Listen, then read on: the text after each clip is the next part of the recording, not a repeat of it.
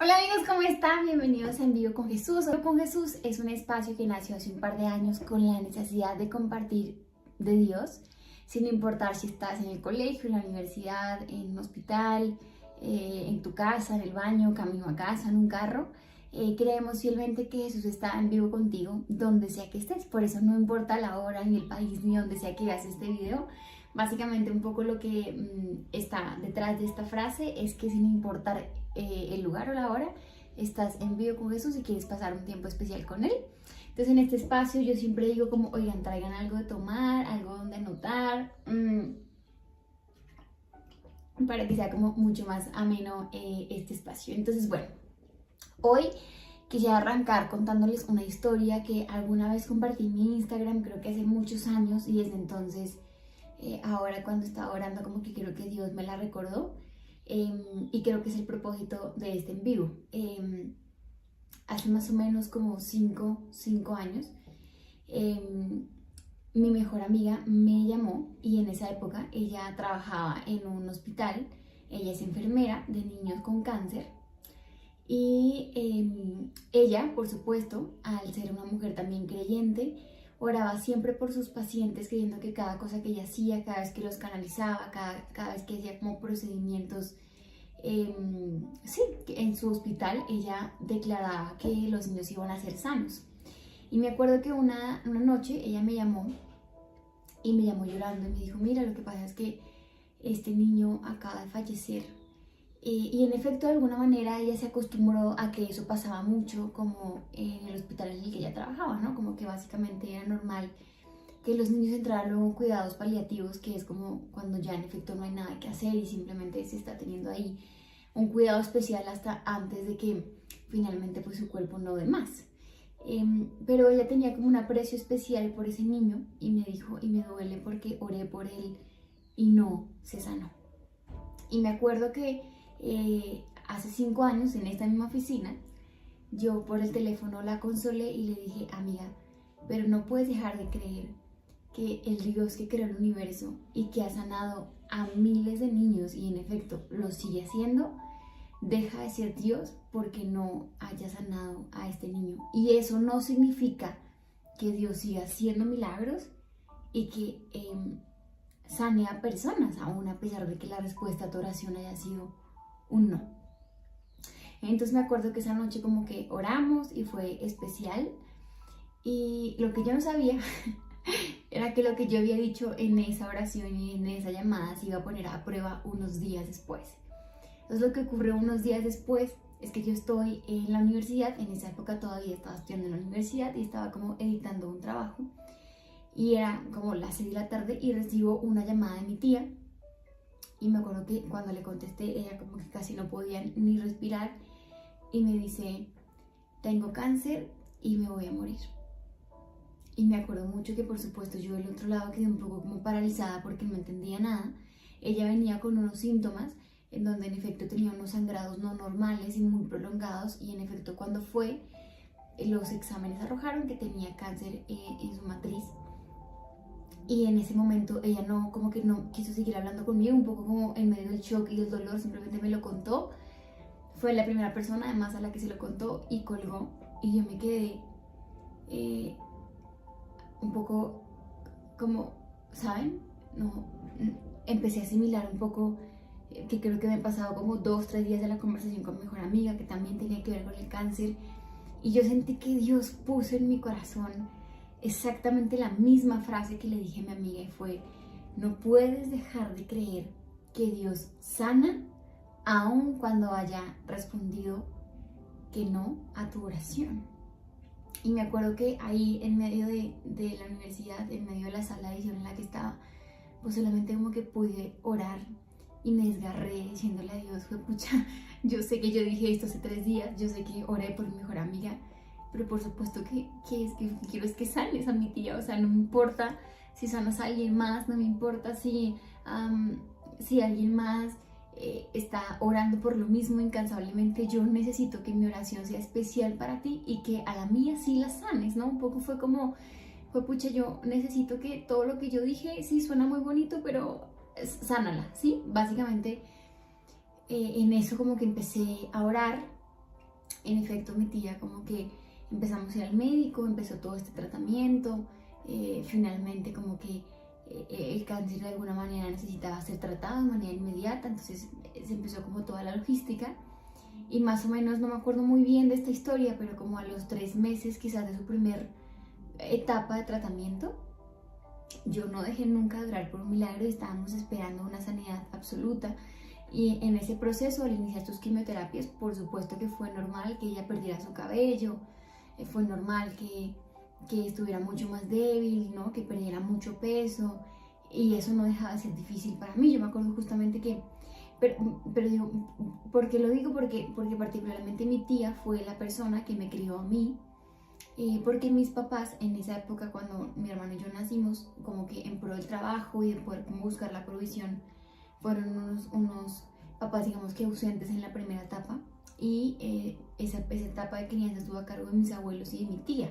Entonces mi tía, para mí, pues básicamente tenemos una comunicación a diario porque es muy importante y es como otra mamá.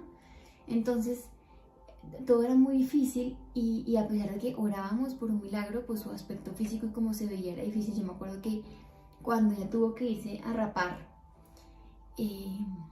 no le contó a nadie porque dijo como el dolor es simplemente como incalculable, y pasar por eso y por esa enfermedad de manera también tan repentina, por supuesto que era muy difícil. Entonces me acuerdo que pasó como esta primera etapa y tenía como unos primeros exámenes para que pudieran evaluar cómo estaba su estado en ese momento, como que tanto había avanzado en ese momento el cáncer o qué tanto le habían servido las quimios. Y me acuerdo que yo iba como con la fe intacta diciendo, bueno, en esta Dios nos va a sorprender, un poco como que Dios nos ha puesto en esta prueba, pero el quiz es que no hemos dejado de orar, no hemos dejado de ayunar, no hemos dejado de declarar, y básicamente cuando salgan los resultados Dios nos va a sorprender con que el cáncer se ha ido, y esto simplemente fue una temporada muy corta y muy rápida. Pasaron los primeros exámenes, ella me llama y me dice, el cáncer está avanzando, las quimioterapias no están funcionando. Entonces, ¿cómo está tu fe y cómo está tu corazón cuando uno recibe este tipo de noticias después de que has hecho un poquito como el ABC del creyente, ¿no?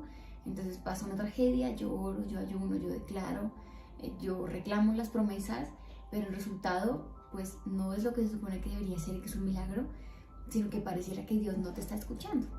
Amigos, pues eso mismo le pasó a Job, un personaje de la Biblia que cuenta que era un personaje, una persona amada profundamente por Dios, porque era un hombre íntegro en todo lo que hacía, honraba a Dios. La Biblia dice que inclusive sus hijos pecaban y él ofrecía sacrificio en honor a sus hijos para que fueran perdonados, que era intachable, era honorable, era un hombre próspero. Y la Biblia cuenta en el libro de Job, como para hacerles el chisme corto, que un día el diablo va al cielo y le dice a Dios, como, bueno, ¿qué hubo? Este hijo que usted tiene, pues claro, siempre le da gracias y es un hijo maravilloso porque usted le ha dado todo, ¿no? Le ha dado una familia, le ha dado provisión, le ha dado ganado, le ha dado estos hijos, una salud excelente, pues como, ¿por qué él no habría de creer en Dios si todo lo que tiene es producto de Dios? Entonces le dice, yo quiero que usted, le dice a Dios como que me permita a mí quitarle todo, para que usted se dé cuenta que él solamente lo ama por interés, y que una vez le quitemos todo, él se va a alejar. Entonces la Biblia dice que Dios no produce la prueba, pero sí la permite, y le pone una única condición al enemigo, y es: yo te pido que no toques su vida, como que puedes tocar todo menos su vida. Y así es, la Biblia cuenta que pierde a sus hijos, que pierde su ganado, pierde sus propiedades. Finalmente a él le da lepra, su esposa le dice como maldice al Dios que te creó y muérete, o sea, una cosa horrible.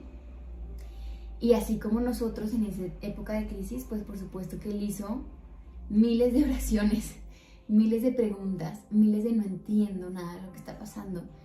Y al final, pues pareciera que Dios no lo estaba escuchando porque sus oraciones no tenían ningún efecto y él no había ni terminado de orar y pasaba una tragedia peor.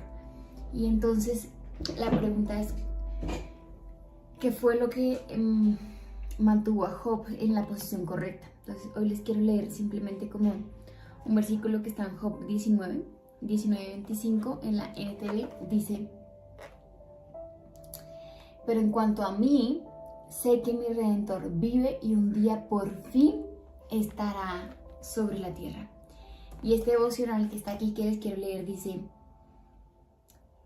si tú estás familiarizado con la historia de Job, sabrás que Dios le permitió sufrir mucho, perdió su familia, su salud, todo lo que tenía. Y nosotros podemos empatizarnos con Job y sentir que él luchaba por entender por qué sentía que su vida estaba siendo inútil. En medio del sufrimiento, la única cosa que él podía saber era declarar las verdades de Dios, pero mientras Job no comprendía su sufrimiento, su corazón y sus labios declaraban, mi Redentor vive. Él sabía el poder de esta declaración y Dios es el único que al final, es que está en inglés, on that has the final say, como es el único que al final te puede decir, puedes saber el propósito de tu vida en esta tierra. Y tú puedes afirmar que el Redentor vive. Y el devocional termina preguntando, ¿a quién conoces que haya demostrado una fe asombrosa en medio del sufrimiento? Entonces, esta historia termina con que Job finalmente dice, pucha, no entiendo un carajo, pero yo sé que mi Redentor vive y él no se puede quedar con esto, como con esto que me está pasando. Y hay unos versículos más adelante que se le atribuyen como un gran aplauso a Job, porque él dice como, bueno, el Dios que me lo ha dado todo me lo puede quitar todo. Y la Biblia cuenta que Job luego termina siendo el hombre más próspero de la Biblia, que Dios redime su historia, que le regala una esposa que también adora a Dios, una esposa creyente, vuelven a tener familia, vuelve el ganado y se multiplica 7 veces más lo que ya tenían desde antes. Y entonces les cuento esta historia porque a veces un poquito como lo que necesitamos en medio de sufrimientos es recordarnos que aunque no tengamos las respuestas, nuestro Redentor vive y Él va a venir a rescatarnos. Entonces me encanta que la pregunta al final dice como, ¿a quién conoces que ya demuestra una fe asombrosa en medio del sufrimiento?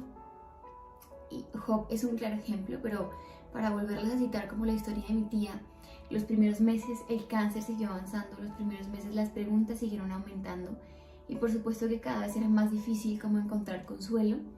Y después de casi un año de tratamiento, de miles de luchas, de no solamente de quimio, sino también de radioterapias, porque fue como ahora combinado un tratamiento aún más fuerte para ver si hacía efecto, mi tía logró ser sana completamente del cáncer y hoy es una sobreviviente a eso.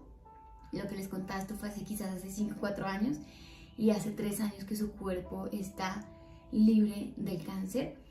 Y yo ya les había contado esta historia, pero como que quiero que piensen que en mi historia el final fue un final feliz, ¿no? En medio de todo el sufrimiento, en medio de todo el camino, en medio de este año de quimioterapias y de orar, de reclamar una promesa, pues mi tía fue sana. Pero yo creo que este proceso no hubiese sucedido si realmente lo que yo le hubiese dicho a mi mejor amiga no se hubiese probado en mi corazón. Y es que mi oración en esa temporada luego dejó de ser, ¿sabes qué? Dios sana a mi tía, porque la respuesta a los primeros 3 meses fue, está avanzando, está empeorando, no hay respuesta. Y en ese momento yo sentí que Dios me dijo, cambia tu oración ya no puede ser, Dios sana a mi tía, sino tu oración tiene que ser, Jesús, si aún decidieras no sanar a mi tía, yo no voy a dejar de creer que tú sanas. Y creo yo que el haber cambiado la oración y la convicción en mi corazón fue lo que hizo que hoy mi tía estuviera sana. Quiero hoy animarte a que cambies tu oración y a que declares lo mismo que declaró Job, y es, yo lo único que sé es que mi Redentor vive. Y que si no conoces a una persona a quien admires su fe en una etapa de sufrimiento, ¿qué tal si esa persona hoy eres tú? ¿Qué tal si en medio del sufrimiento esa persona que no sabe qué hacer y que tiene miles de preguntas eres tú? Y que le digas a Dios, sabes que Dios, aunque decidas no sanar mi corazón, aunque decidas no sanar mis finanzas, aunque decidas no sanar a este familiar, yo no voy a dejar de creer que tú sanas y que en medio de todo eres un Dios soberano. Amigos, gracias por este espacio, no sin antes orar, pues nos vamos. Entonces quiero invitarte que ahí donde estás, en En Vivo con Jesús, en cualquier lugar, si justo ahora estás como conduciendo tu carro, puedas como tomarte unos instantes para detenerte y como que tener una pausa y vamos a entregarle este espacio a Dios. Entonces Jesús, hoy en medio de las preguntas del sufrimiento que también seguramente tuvo Job, en medio de las miles de incertidumbres, en medio de las miles de dudas en su corazón, había una verdad que palpitaba y era: yo lo único que sé es que mi Redentor vive y pronto vendrá a salvarme. Dios, y hoy queremos declarar esta verdad para nosotros. Queremos declarar que en medio de esta situación, que en medio de esta angustia, que en medio de este problema personal, que en medio de este no como respuesta a este diagnóstico médico, podamos decir: ¿sabes qué? Queremos cambiar la oración, ya no queremos que nos sanes, ya no queremos que restaures esto, ya no queremos que cambies esto, sino queremos que nuestra oración sea que aún si no lo cambies y aún si la respuesta sigue siendo no, no vamos a dejar de creer que tú sanas, porque tu palabra dice que lo único que es imposible para ti es mentir, y tú no mientes, Dios. Yo hoy decido creer que tú no eres hijo de hombre para mentir y que no cambias de parecer, que tú eres el mismo ayer, hoy y siempre.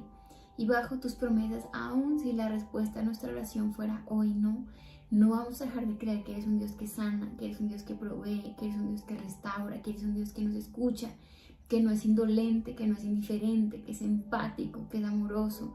No vamos a dejar de creerlo, porque eso es lo que el diablo quiere: ponernos a prueba delante de Dios para que podamos negarte.